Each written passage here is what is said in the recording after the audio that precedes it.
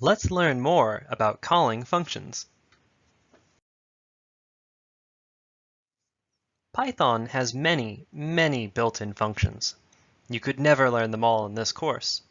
You will learn a few, but it's far more important that you learn how to learn more about functions.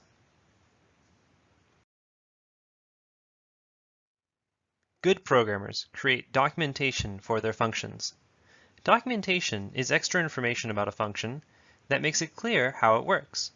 There are many ways to write documentation, but they usually have a few things in common.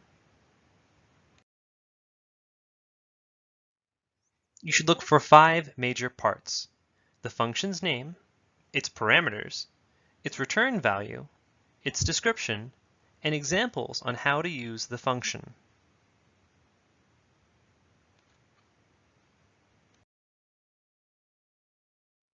The arguments that are passed into a function are also known as parameters.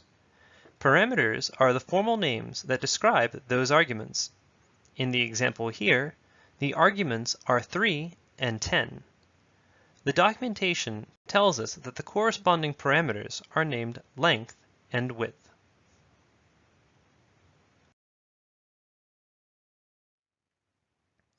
A common task is to nest function calls inside of other function calls. This means that the return value of the inner function becomes the argument of the outer function.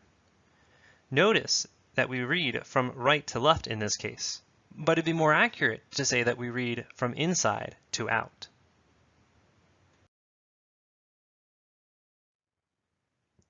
When you need to call methods on the same string variable or value, it's a little different. You will repeat the period, name, and parentheses each time.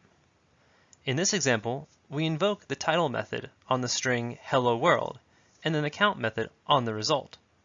By placing them side by side, you can chain the results from left to right, but once again, we're actually reading from inside to the outside.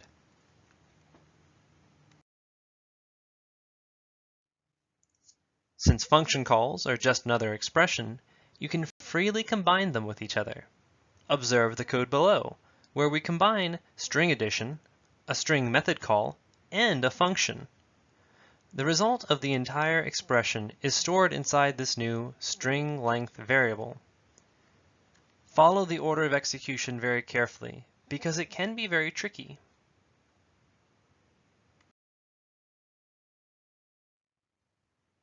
You already know 2 functions. Print is a function that takes in arguments and writes to the console.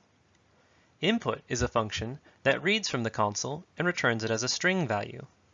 These 2 functions are actually quite strange because they have side effects. The input function puts a text box on the console, and the print function writes text to the console.